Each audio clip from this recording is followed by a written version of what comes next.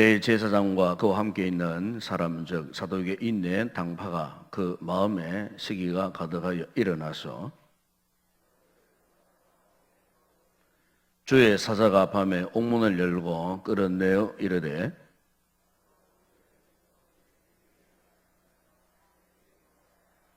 그들이 듣고 새벽에 성전에 들어가서 가르치더니 대제사장과 그와 함께 있는 사람들이 와서 공회와 이스라엘 족속의 원로들을 다 모으고 사람을 옥에 보내어 사도들을 잡아오라 하니 이르되 우리가 보니 옥은 든든하게 잠기고 지키는 사람들이 문에 서 있으되 문을 열고 본즉 그 안에는 한 사람도 없더이다 하니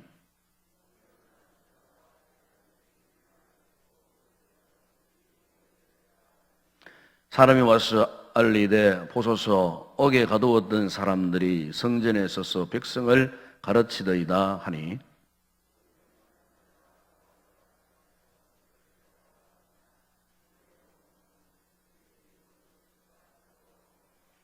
그들을 끌어다가 공회 앞에 세우니 대제사장이 물어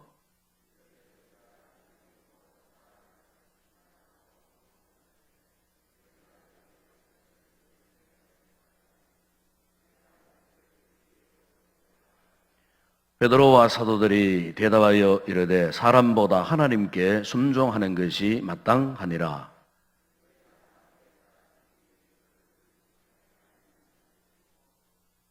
이스라엘에게 회개함과 죄 사함을 주시려고 그를 오른손으로 높이사 임금과 구주로 삼으셨느니라.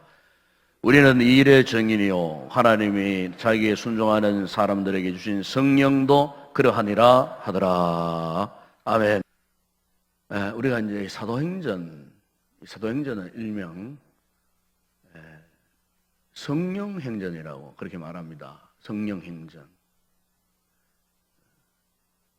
이 성령께서 역사하시는 모습을 고스란히 실제적으로 확실하게 담아놓은 말씀이 바로 이 사도행전입니다. 그래서 혹성들 가운데 성령의 역사가 무엇인지 아직 잘 모르시는 그런 분들은 이 사도행전을 읽어보시게 되면은 성령께서 어떻게 역사하고 계시는가 하는 것을 분명히 우리가 깨달아 알 수 있습니다. 동시에 이 사도행전에 나타난 성령의 역사는 단순히 1세기 초대 교회 그 당시에만 있었던 성령의 역사가 아니고 오늘 바로 지금 이 순간 우리가 몰고 있는 이 순간 이 시대에도 동일하게 그 성령께서 우리 가운데 역사한다는 사실을 알 수가 있습니다. 그런데 또 하나 알아야 할 것은 이 같은 성령의 역사가 있음과 동시에 그 성령의 역사를 회방하는 시기와 도전의 영의 역사들이 있습니다. 바로 사탄의 역사죠. 마귀의 역사가 있습니다. 그래서 우리가 사도행전을 쭉 읽어보게 되면 하나님의 이 역사가 강력하게 나타나면 나타날수록 동시적으로 악한 원수 마귀 이 사탄의 역사가 또 동시적으로 일어나요. 왜 일어날까요? 하나님의 성령의 역사를 더 이상 방치하지 않겠다는 겁니다. 방관하지 않겠다는 겁니다. 그래서 이 사탄의 역사가 온갖 사람들을 총동원을 합니다. 우리가 사도행전을 이제 구체적으로 조금 살펴보게 되면은 이 사탄의 역사 가운데 가장 참지 못할 역사는 이 땅에 교회가 세워지는 것이었습니다. 교회가. 우리가 사도행전 1장에 3장에 보게 되면은 이 교회가 세워지지 않습니까? 그 교회가 세워지는 그 과정에서 사도행전 1장과 2장을 읽어보게 되면은 제일 먼저 성령님이 임재하셨어요. 성령님이 강림하셨어요. 당시 사도들도 한 번도 경험하지 못했던 이 성령의 충만한 역사가 이 주님의 제자들, 이 사도들을 통해 갖고 먼저 경험하게 하셨어요. 우리 잘 아시면 여러분 마가의 그 다락방에 올라갔던 이 사도들과 더불어 주님의 제자들 120여 명이 그 열흘 동안 식음을 전폐하고 예수님께서 너희는 이 성을 떠나지 말고 내가 너희 약속한 그 성령을 받기를 위해서 기도하라고 했을 때에 이 120명의 주님의 제자들이 그 말씀을 따라 순종했고 마가의 다락방에 올라가서 열흘 동안 식음을 전폐하고 오로지 기도했을 때에 성령의 강력한 그런 강림의 역사를 그들이 경험하고 이 경험했던 이 성도들이 어땠습니까? 가만히 있을 수가 없어요. 가만히. 3장에 보시게 되면 이들이 밖으로 뛰쳐나갔습니다. 사도들과 더불어 그리고 주님의 제자들이 나아가서 성령의 충만한 그 은혜와 능력을 했고 그들이 외쳤을 때에 3,000명이 5,000명이 회개하고 돌아오는 놀라운 역사가 일어났다는 것을 볼 수가 있습니다. 그런 이 같은 성령의 역사와 함께 4장, 5장에 보시면은 이 원수 마귀가 그냥 이 사도들을 주님의 제자들을 그냥 두지 않았어요. 오늘 본문에 바로 그 내용 아닙니까? 이 같은 강력한 성령 역사와 동시에 이 사도들을 피파하는 피파의 세력이 일어났습니다. 예, 그들은 바로 그 당시에 이 종교적인 교권을 휘어잡고 있던 이 대제사장들 무리들이었습니다. 이들이 그것을 그냥 방치하지 않았습니다. 사도들을 붙들어서 베드로를 붙들어서 어떻게 했습니까? 밤새도록 신문하고 고문하고 그 당시에 여러분 이 종교재판은 그냥 단순히 뭐 권면조가 아니에요. 붙들려면 무조건 신문하고 고문하고 그래서 옥에다 갖다 넣어버리면 옥에다 감감해버리고 그리고 조명들을 세워가지고 옥을 든든히 지킵니다. 그런데 오늘 본문에 보십시오. 여전히 이 조명들은 옥문을 지키고 있었어요. 그런데 정작 감금된 그 주의 사도들은 어떻게 했습니까? 천사들이 능력의 천사들이 그 옥중 가운데 들어가가지고 그들을 고스란히 탈출시킵니다. 탈출이 다 되도록 이 조명들은 전혀 그 사실을 몰랐어요. 그러니까 성령께서 얼마나 신비한 방법으로 철저하게 복음을 전하는 사도들의 편에 서서 그들의 신변을 끝까지 보호하시고 지켜주시고 결국 그들이 다시 옥중에서 탈출해 나왔음에도 불구하고 다시 그들이 회중 가운데 달려가서 또 복음을 전합니다. 예수 그리스도의 복음을 전하는 이와 같은 모습을 우리가 볼 수가 있습니다. 그러면서 이 교회가 점점 이 교회의 조직이 시스템이 이제 구체화됩니다. 그 6장에 들어오면은 드디어 교회에 7 집사를 세우는 모습을 볼 수가 있습니다.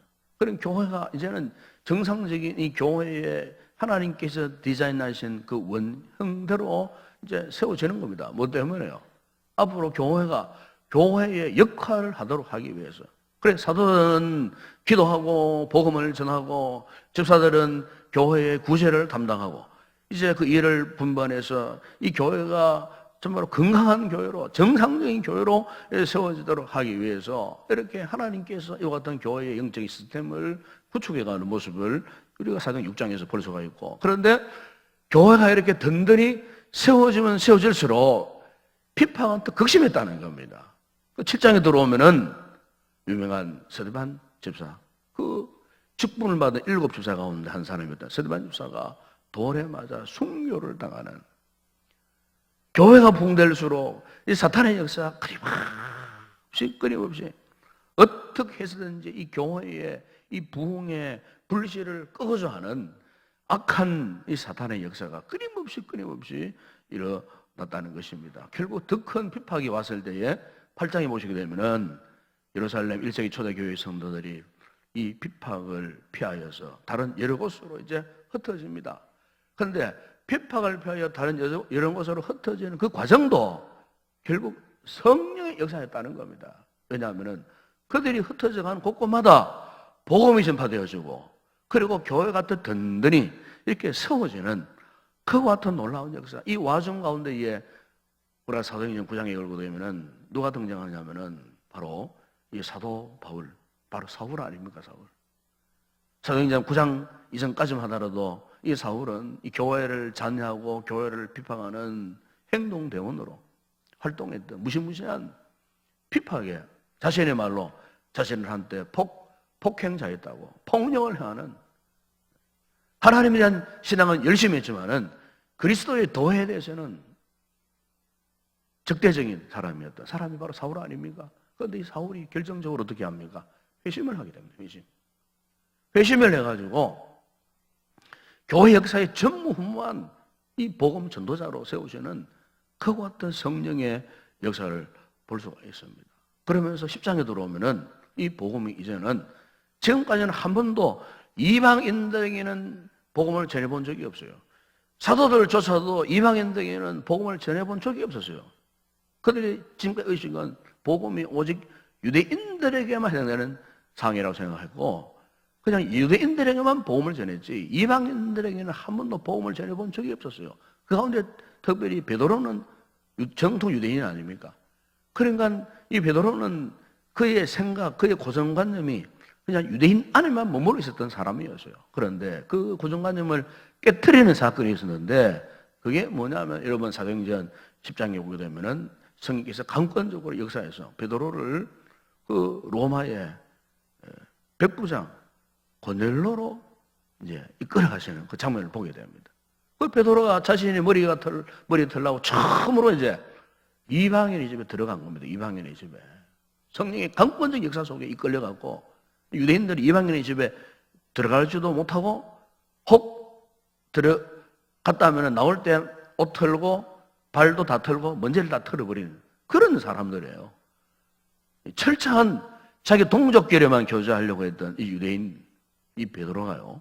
성령의 강권적인 인도를 받고 그 집에 들어갑니다. 들어가자마자 고넬로와 그 식솔들이 무릎을 꿇고 어떻게 합니까? 대대적으로 환영을 합니다.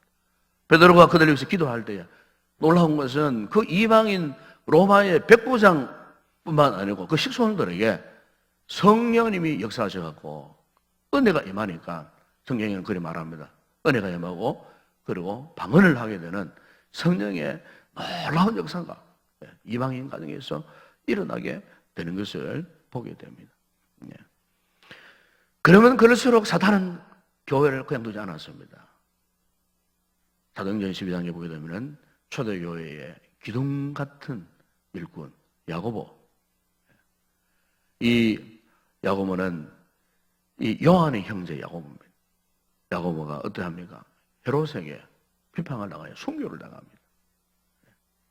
그런데요, 교회가 이 같은 끊임없는 부흥과 사탄의 방해 공작 속에서도 교회는 어떻게 되어집니까? 이제는 다 그게 이제 교회가 확장되어집니다. 어디까지? 전 세계로. 그래서 여러분 사도행전 13장에 보게 되면은 이방에 안디옥 교회가 세워지고 안디옥 교회를 통하여갖고 예루살렘이 시작했던 이 복음의 능력이 이제는 전 세계로 특히 바울과 바나바를 통해서 복음이 전 세계로 확장되어지는 이런 놀라운 역사를 우리가 이 사도행전을 통해서 보게 됩니다. 바로 그 복음이 오늘 바로 우리에게까지 이 전파되어지는, 제가 오늘 좀 장황하게 설명드렸습니다만은 이 사도행전의 역사 이것을 보여주고 있는 것입니다. 지금도 이 같은 성령의 역사는 유효하다는 겁니다. 지금도 유효하다는 겁니다. 그럼 우리가 이 사도행전을 보게 되면서 하나님께서 이 지상의 교회를 세우고 그리고 이 교회를 통해서 많은 이 복음 이 전도자들을 파송을 하지 않습니까? 파송을 하는데 이왕이면은 하나님께서 우리가 복음을 전가하는 일에 아무런 장애물이 없도록 악한 이 사단의 역사가 생겨나지 않도록 그냥 하나님께서 형통하게 우리의 하는 이 모든 사역들을 그냥 줄곧 편한 길로만 인도하셔갖고 그저 복음이 확장돼서 교회가 든든히 세워지는 이런 은혜만 베푸시면 될 텐데 왜 이 교회의 역사와 함께 동시에 악한 사탄의 역사가 존재하느냐? 여러분, 오늘 하나님께서 교회를 통해서 베푸시는 큰 은혜가 있습니다. 그것이 뭐냐면 하나님은 여전히 지금도 역사하고 계신다는 겁니다. 세상은 악하지 않습니까? 세상은 이미 주님 오시기 전부터 세상은 악한 사단의 역사로 가득한 곳입니다. 하늘의 공중 권세 잡은 자들이 하나님의 나라가, 하나님의 교회가 확장되는 것을 이미 태초부터 악한 영의 역사가 방해하고 있다는 거예요. 그것은 오늘날에도 마찬가지라는 거예요. 그런데 왜 하나님께서 악한 악의 세력들을 그냥 두시느냐? 바로 그것은 하나님이 함께 하시는 이 교회의 역사가 어떠함을 구체적으로 보여주시기 위해서 그렇게 하셨다는 것이죠. 이 교회의 역사를 통해서 하나님의 살아계심이 천하 만민이 알고, 그리고 이 교회가 점점 더 왕성하게 부흥되어서 결국 하나님의 나라가 이 땅에 임하는 그보다 더 귀한 역사, 사탄의 역사가 있음에도 불구하고 하나님의 나라는, 하나님의 교회는 여전히 지금도 부흥되고 확장되고 있다는 사실을 보여주기 위해서 교회 부흥과 함께 악한 영의 역사까지도 이 말씀을 통해서 우리에게 지금 교훈해 주시고 있는 것입니다. 여러분, 그렇습니다. 오늘 우리가 하나님의 이 교회를 섬기는 가운데에 반드시 악한 영의 역사가 동시적으로 일어난다는 겁니다. 우리는 그러면 그럴수록 무엇을 찾아야 되겠습니까? 이 교회의 본질입니다. 교회가 무엇을 해야 할지, 교회의 역할이 무엇인지, 우리 성도 한 사람 한 사람의 역할이 무엇인지, 우리가 어떻게 하면 이 좋은 교인이 되고 좋은 성도가 되고 좋은 주님의 제자가 되고 어떻게 하면 우리 교회가 좋은 교회가 될 수 있는가?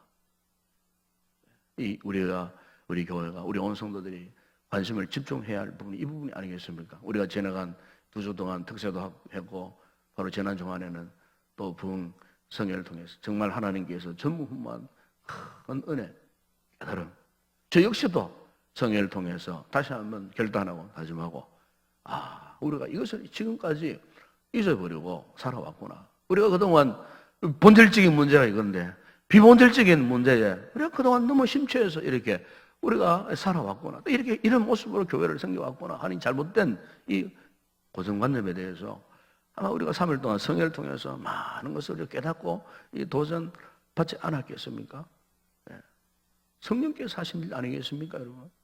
우리 인동교회를 통하여서 이 마지막 세대에 주님의 위대한 비전을 나타내어 주시기 위해서 하나님께서 역사하셨던 그 순간순간, 그 시간 주셨던 그 말씀들 우리가 다시 한번 가슴에 새기고, 참으로 오늘 본문에 보면 사도들이 이와 같은 비박, 박해, 무슨 위협 가운데에서도 그들이 포기할 수 없던 것은 무엇입니까? 나가서 외친 것 아니겠습니까?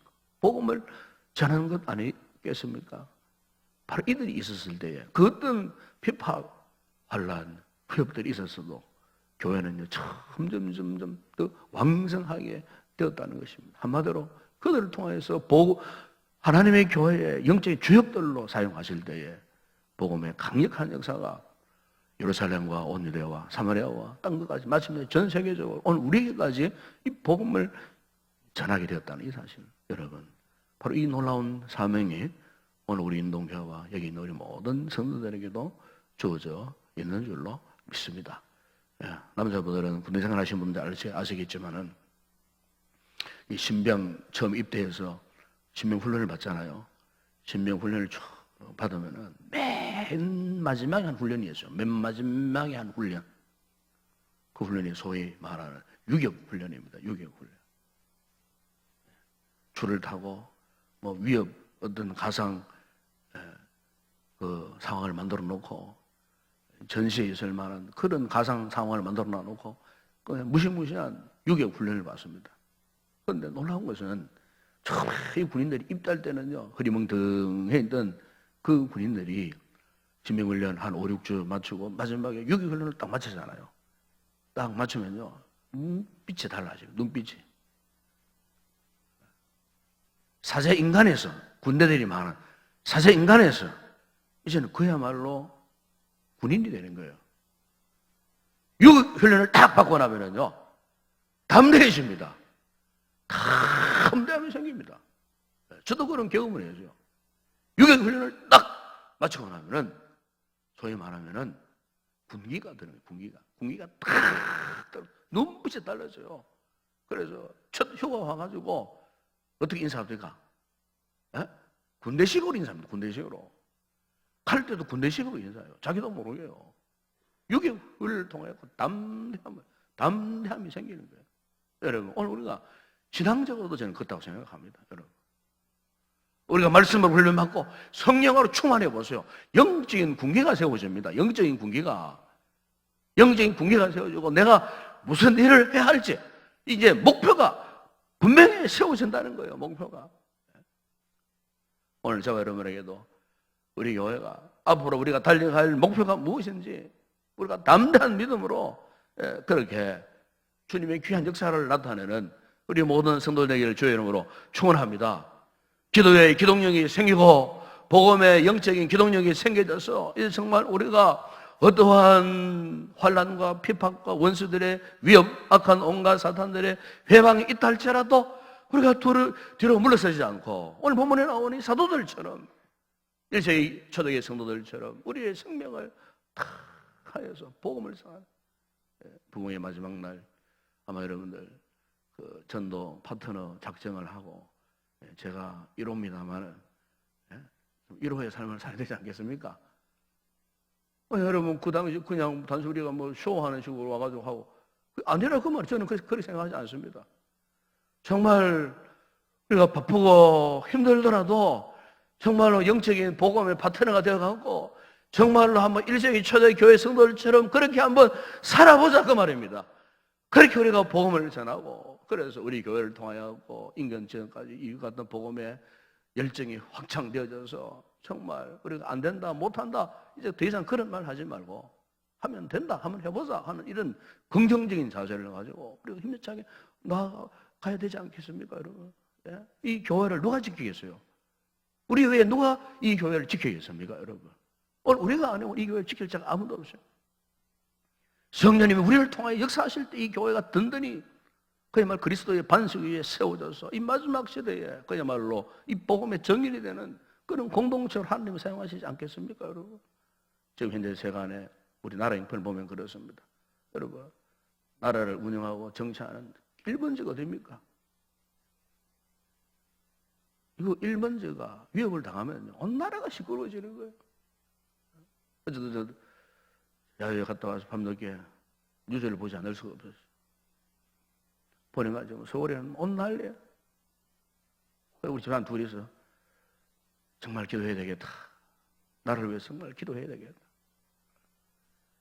정말 중요한 나라의 모든 행정이 1번째가 위기를 당하니까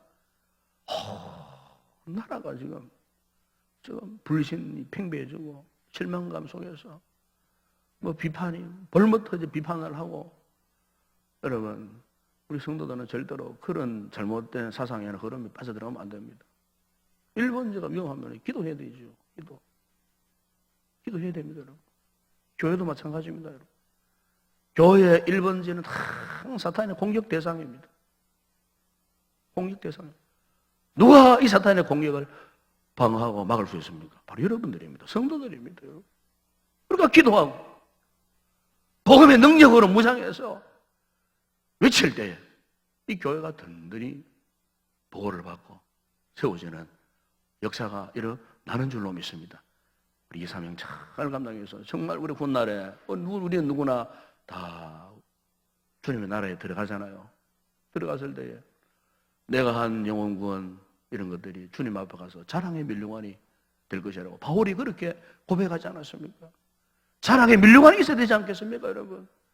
단순히 우리가 구원받기 위해서만 예수 믿는 건 아니잖아요. 훗날에 우리가 주님 나라 갔을 때에 위대한 자랑의 밀려관 내가 이 땅에 있을 때에 영혼을 구원했는데 그 영혼들이 자랑의 밀려관이 될 것이라고 바울이 그렇게 고백했듯이 오늘 저와 여러분에게도 수많은 자랑의 밀려관들이 주님의 나라가 있을 때 큰 상독으로 우리 머리에 씌워지는 그런 귀한 역사가 있을 줄로 믿습니다. 이 삶을 위해서 우리 온 성도들이고 우리 교회가 하나 되어서 정말 딴 것까지 이 복음을 전가하는 일에 성령의 역사와 함께 동행하고 귀한 역사를 이루어되는 복된 성도들 되기를 주의 이름으로 축원합니다. 기도하겠습니다. 우리 아버지 하나님 감사합니다. 아버지 하나님 특세와 성례를 통해서 우리에게 큰 은혜를 주셨는데 아버지 결코 우리가 이 은혜를 잊지 않고 주신 귀한 사명을 따라 주의 복음을 힘있게 전하는 일제기 초대교회 사도들과 성도들처럼 생명 걸고 목숨을 다하여 훗날 우리 머리에 씌워질 자랑의 면류관을 기대하고 소망하며 우리 남은 생의 마지막 순간까지 이 복음의 사명 감당하는 승리하는 우리 교회가 되게 하시고 온 성도들 되게 하여 주시옵소서. 예수님의 이름으로 기도드리옵나이다.